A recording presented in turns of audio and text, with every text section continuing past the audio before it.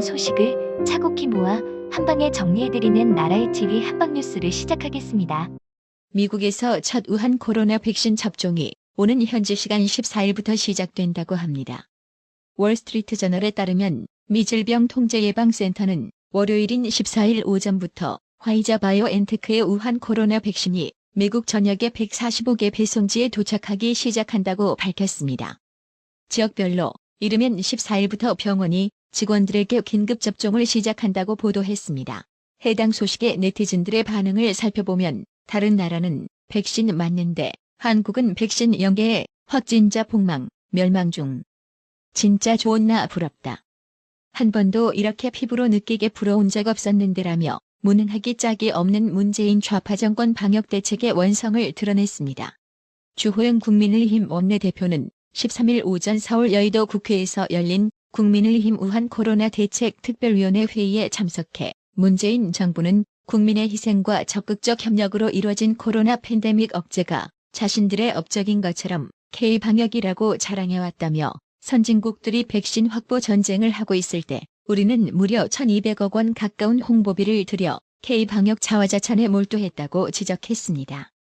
주호영 원내대표는 정부가 이 예산으로 1,200억 원 이상을 사용했다는데 이 예산으로 진작 신속진단 키트를 보급했다면 이 지경까지 오지는 않았을 것이라며 1,200억 원 홍보비를 쓰면서 국내 방역에도 대실패, 백신 확보에도 대실패한 재앙을 불러일으켰다고 날을 세웠습니다.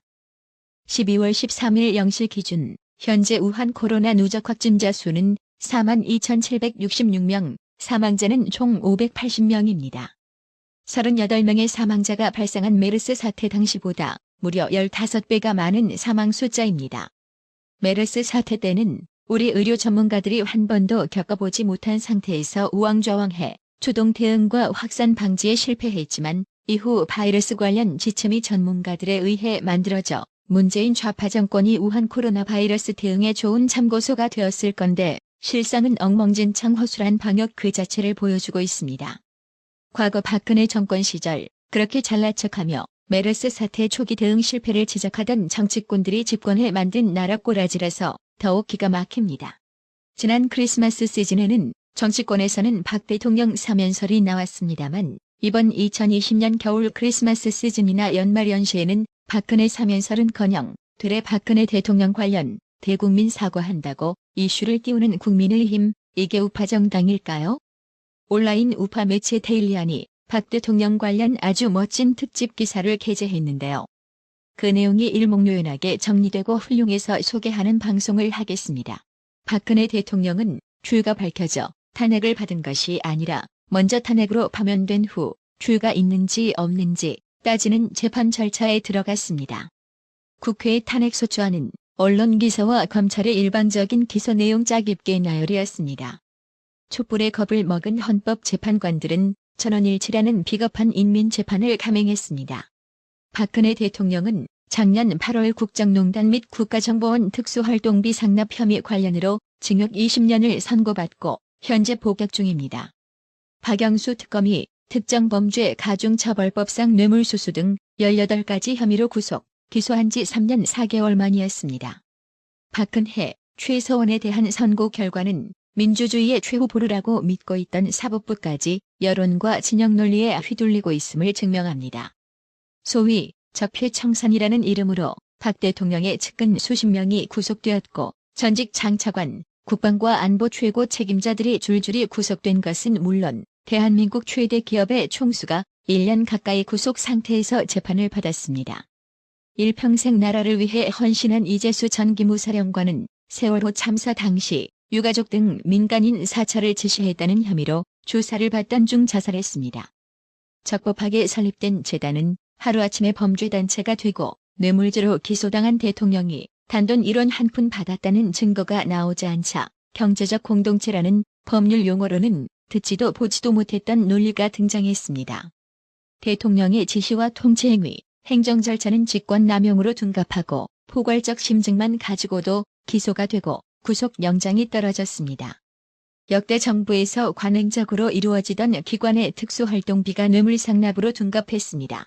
박 대통령 탄핵 문제를 오랫동안 취재하며 대통령을 묻어버린 거짓의 산이라는 제목의 책을 펴낸 우종창 전 월간조선 기자는 자신의 유튜브 방송에서 박영수 특검팀과 검찰이 증거라고 제시한 상당수의 자료가 언론에 보도된 기사, 그것도 사실 여부가 전혀 검증되지 않은 보도들인데 그 양이 증거의 60% 이상을 차지한다라고 말했습니다. 박 대통령의 재판 과정은 혹독했습니다.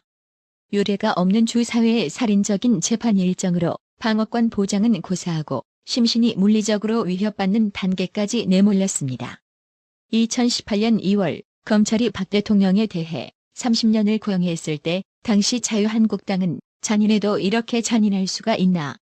사형보다 더 잔인한 구형이고 차라리 사형을 구형하는 것이 무례하지 않을 것이다라는 논평을 내놓았습니다. 검찰이 박 대통령에게 구형한 30년은 유기징역의 최고형입니다. 이는 반정부 세력을 말살하기 위해 수만 명을 고문 살해한 캄보디아 킬링필드 주범들이나 2차 대전 당시 수많은 민간인을 학살한 독일 나치 전범들이 받은 형과 비교해서도 절대 가볍지 않습니다. 법치국가에서 형벌은 한 인간의 자유를 속박하거나 심지어 목숨까지 박탈할 수 있기에 모두에게 공평하고 준엄하게 적용되어야 합니다. 따라서 제대로 된 법치국가에서는 모든 죄에 대해 죗값에 상응하는 형벌주의를 취하고 있습니다. 형벌이 모자라도 안 되고 과해도 안 되기 때문입니다. 이런 원칙은 검찰 구형 단계에서도 마찬가지로 적용되어야 합니다. 이 원칙이 지켜지지 않으면 법은 휘두르는 자의 사유물로 전락한다는 것이 지난 수년간의 적폐 수사를 통해 얻은 교훈이라면 교훈입니다. 좌파와 손잡고 박근혜 대통령 탄핵에 앞장선 한국당 의원들은 좌파 집권을 막기 위한 고육책이라는 명분을 내세웠습니다. 이들 중 대다수는 18대에서 20대 총선에 이르기까지 박근혜 대통령의 후광을 업고 국회의원 배지를 달았다고 해도 과언은 아닐 것입니다. 당시 공천을 받기 위해 서로가 친박이니 하며 박 대통령과 인연을 내세우는 진풍경이 수없이 펼쳐졌고 친박 비박 할 것 없이 너도 나도 차량에 박근혜 사진을 걸어놓고 유세를 벌였습니다. 하지만 이들 의원 중에 박근혜 대통령 탄핵 당시 단 한 명도 항의 표시를 하는 이 없이 모두 뒷짐만 지고 지켜보았습니다. 야당 스스로 탄핵에 책임이 있기 때문에 그동안 당론을 모아 강력하게 박 대통령의 석방을 요구하지 않았습니다. 총선에서 야당이 지리멸렬하고 우파 세력이 단합하지 못하는 근본적인 배경에는 바로 박근혜 대통령 탄핵 문제가 있기 때문이라는 것은 삼척동자도 아는 사실입니다. 아무리 한국 정치가 배신을 밥 먹듯이 하고 증오, 분열, 저주의 코드 속에 갇혀 있다고 해도 눈앞의 이익을 위해 좌파와 손잡고 자당의 대통령을 탄핵한 패륜적 행위가 정당화되어서는 안 됩니다. 이런 사람들이 뭉쳐 만든 정당은 정당이 아니라 정치가와 결탁하여 사사로운 이익을 꾀하는 무리, 즉 정상배 집단일 뿐입니다. 야당이 본래의 자리로 돌아오고 우파 세력 통합의 구심점이 되기 위한 첫걸음은 박근혜 대통령 석방부터 한 목소리를 내는 것입니다. 이미 우파의 핵심을 유린한 좌파들의 선처나 자비 따위를 기다리지 말고 이 문제만큼은 최소한 스스로 싸워서 쟁취해야 하지 않겠습니까? 탄핵 문제를 회피하지 않고 정면으로 마주할 때 진정한 자기 성찰과 반성이 일어날 수 있습니다. 자신의 잘못을 뉘우치고 바로잡는 것은 부끄러운 것이 아니라 용기 있는 행위입니다.